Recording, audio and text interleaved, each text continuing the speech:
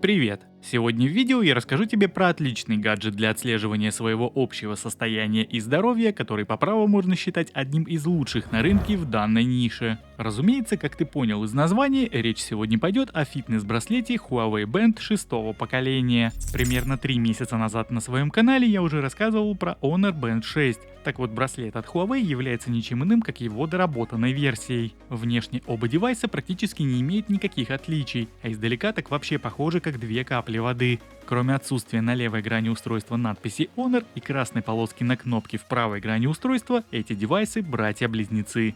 За отображение информации, как и в Honor Band 6, здесь отвечает AMOLED-дисплей диагональю 1,47 дюйма с разрешением 368 на 198 пикселей. Несмотря на наличие такого экрана, функцию Always On Display в старшую модель также не завезли. По ходу ролика я еще не раз назову эти модели старшей и младшей, ведь несмотря на то, что эти бренды юридически теперь никак не связаны, очевидно, что оба девайса все равно имеют одного создателя.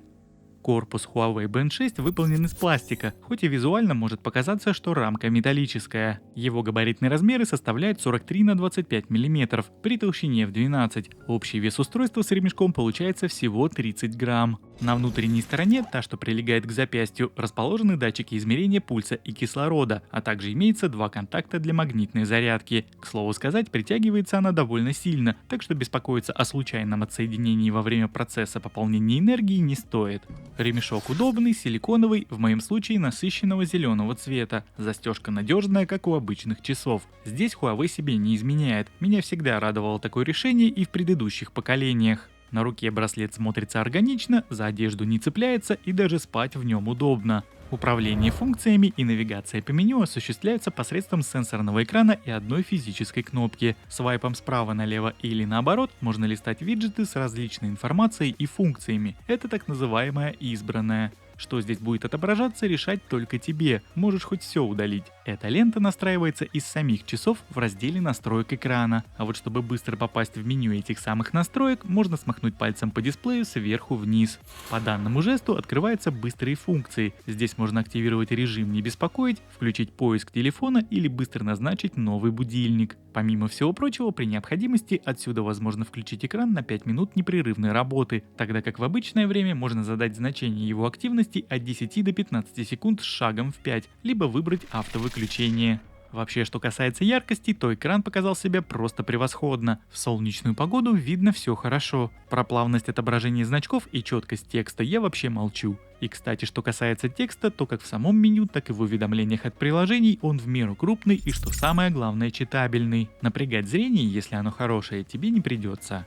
Ленту с уведомлениями можно вызвать свайпом по экрану снизу вверх. Иконки популярных приложений здесь отображаются, а вот смайлы в сообщениях, увы, нет. Отличительной особенностью Huawei Band 6 от своего младшего брата является возможность отвечать на входящий вызов короткими заготовленными сообщениями. Конечно, плохо, что редактировать и создавать собственные нельзя, но в целом функция полезная, особенно когда телефон находится не под рукой. В основном меню браслета имеется 16 пунктов плюс раздел с настройками. В целом скроллинг плавный, каких-то заметных сильных фризов в пролистывании я не обнаружил. В момент активации какой-то из спортивных тренировок, коих здесь 11 в основе и целых 85 в запасе, можно управлять плеером смартфона, то есть реализован так называемый режим многозадачности. К слову сказать, различные тренировки можно добавлять или редактировать их перечень отображения прямо с браслета, не используя приложение. Huawei Band 6 имеет защиту от воды на погружение до 5 метров. После агрессивной морской воды устройство желательно промыть водопроводной. В режиме плавания экран блокируется. Грибки и стиль пловца определяет корректно. Для бассейна данный девайс то, что доктор прописал.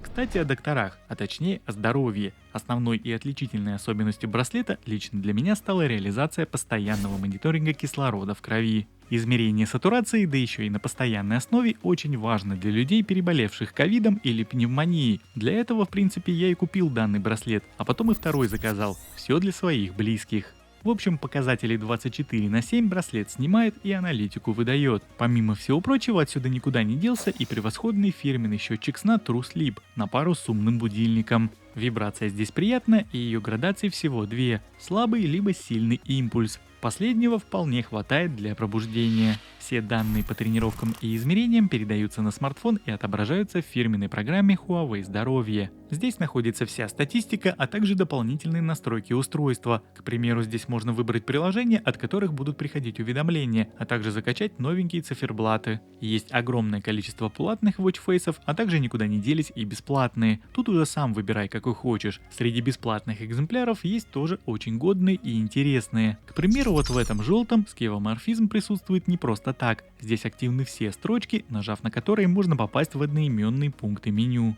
За питание браслета отвечает аккумуляторный блок емкостью 180 мАч. И вот как бы я ни пытался, а больше 10 дней автономной работы выжать из него у меня не получилось. Браслет был куплен еще в мае, так что тестировать его времени у меня было достаточно. Возможно, если отключить весь мониторинг и уведомления, то получится добиться и больших результатов. Однако без измерений какой тогда смысл покупать себе такое устройство?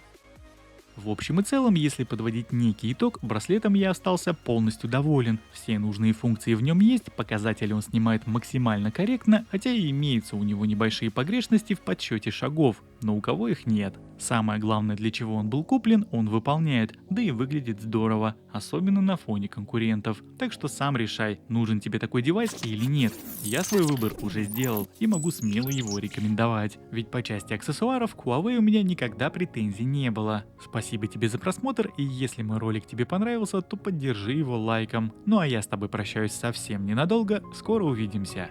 Пока-пока.